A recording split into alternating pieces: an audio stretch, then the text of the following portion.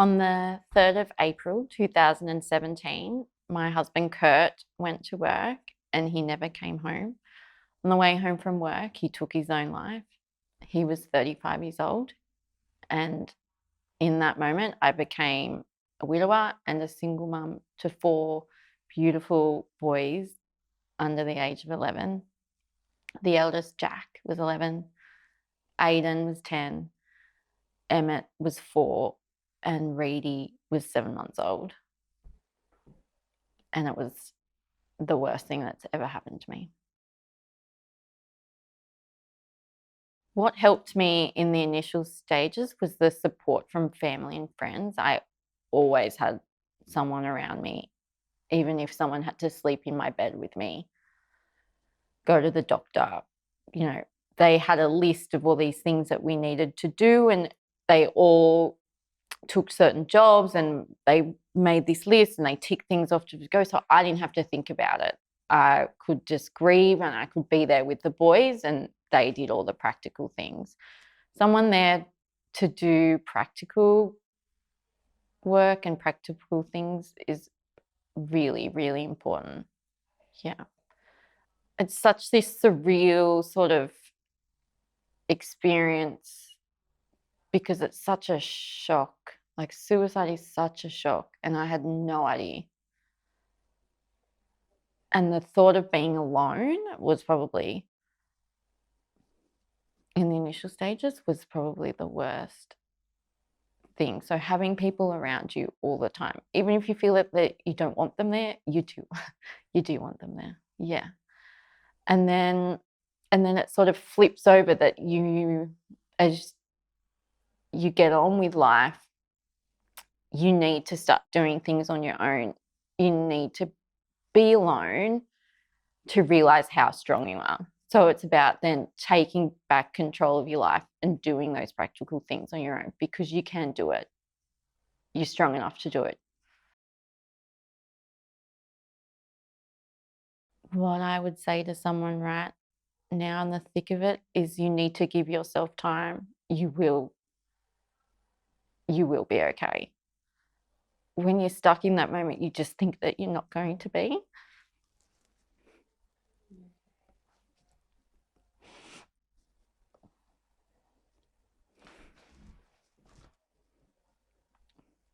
I know that it's the hardest thing that you're going through right now. But 3 years on, I'm so happy. My boys are happy. You will get through it. You just need to give yourself time.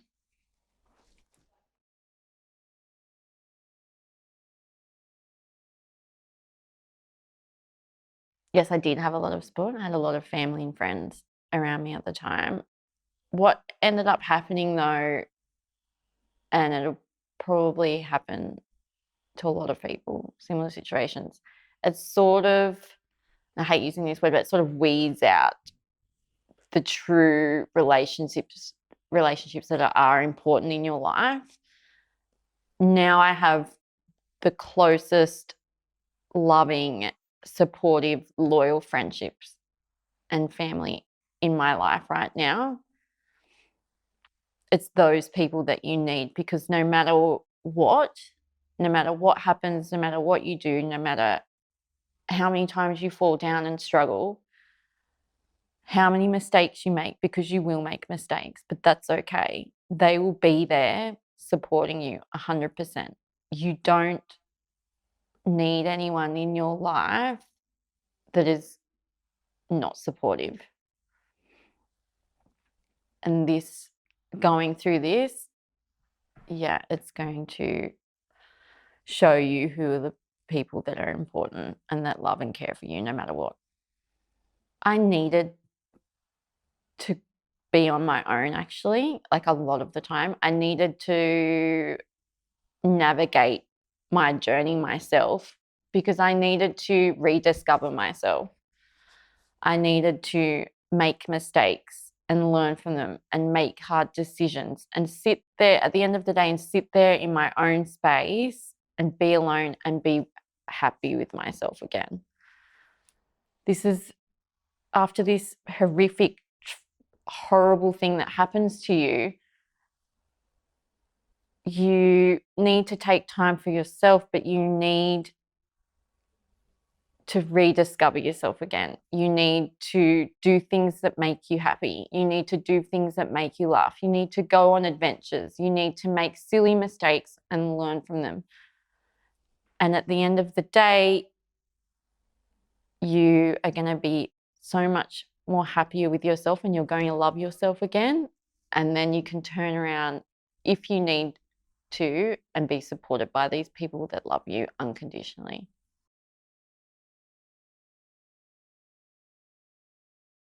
When you're in that space with suicide, people don't know what to say. And it's the stigma behind that. So the more we talk about it, the less stigma there is, the more people know are going to be able to have these conversations and be able to support you. I'm trying to think back. I can't honestly think of anything good that anyone said to me, especially in that initial stage. It was all bad things that they said to me. You know, he was selfish. Don't tell anyone it was a suicide. Don't tell your kids it was a suicide. They can't live with that guilt. And these were professionals that said this. There's still such a lack of understanding behind suicide that we need to change that. Try and block it out. I know it's going to be hard because you've just got to listen to yourself. As much as I know that you're stuck in this horrible, horrible, debilitating grief,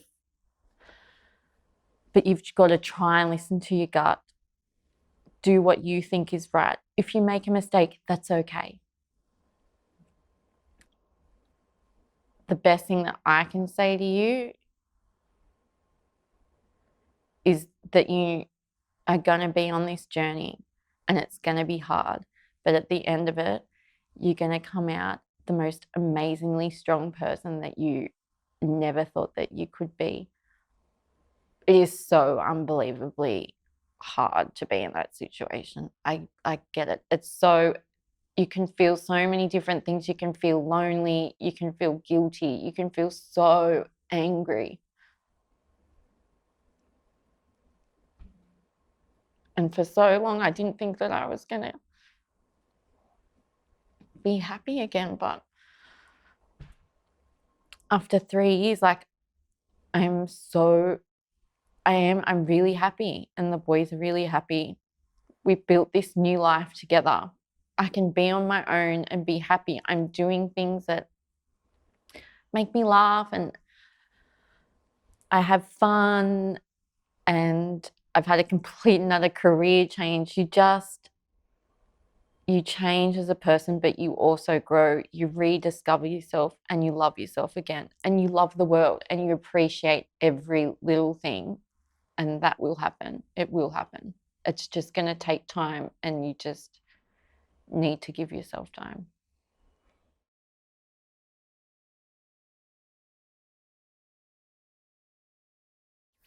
So what helped for me was self-care. You, as a parent, if you're in this situation as a parent, you can't look after your kids without looking after yourself first. They need you and you need you. So it's not selfish. You need to take time. You need to ask for help. Ask people to look after the kids for you.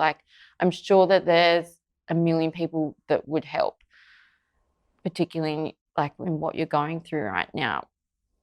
But taking your time. So what I did was I tried counselling. It didn't work for me, and I tried a few different counsellors and it didn't work. But yoga for me, self-care looked like yoga and journaling and going on adventures with the kids, taking them on spontaneous holidays, getting out there and listening to music and going to gigs again. I hadn't been to gigs for ages, but I love music, and going to do that again and spending time with those friends that do support you. it's not selfish. You just need that time for yourself to grow, and then you're going to be that parent that your kids deserve. You can get free daycare with a bereavement payment. So Centrelink do offer free daycare. So I put him into daycare 2 days a week, and for 13 weeks I got free daycare. So I had some days to myself. Asking people to mind him fast for you. You know, I bought an extra pram for my friend and she would take him through the day. Asking those people that are supportive to you, asking if they can take them for a couple of hours. If you need to do nothing, do nothing. If you need a day in front of the TV watching Netflix, have a day in front of the TV watching it. Don't feel guilty for what you need to do to survive in that time. If the house is messy, the house is messy. You know, if you've got to order dinner, you've got to order dinner. If you've got to crack open a can of baked beans, crack open a can of baked beans. You know, you're doing your best in the worst time of your life. So anything that you need to do is okay. You feel these overwhelming emotions, like this overwhelming loneliness. So you try and grasp onto people so that to stop you feeling lonely. But when you find yourself and you love yourself, you stop being lonely. It's hard because in that moment you often don't know what's good for you. You've just got to listen to your gut, take some time and listen to your gut, listen to your heart. And you might do the wrong thing and it's a mistake, but you're going to learn from that mistake. Just be patient with yourself. Just don't ever be too hard on yourself. You're going through something really horrible. Yes, because often with suicide, you feel really guilty. So yeah, it's about forgiving yourself. Finding that strength to forgive yourself.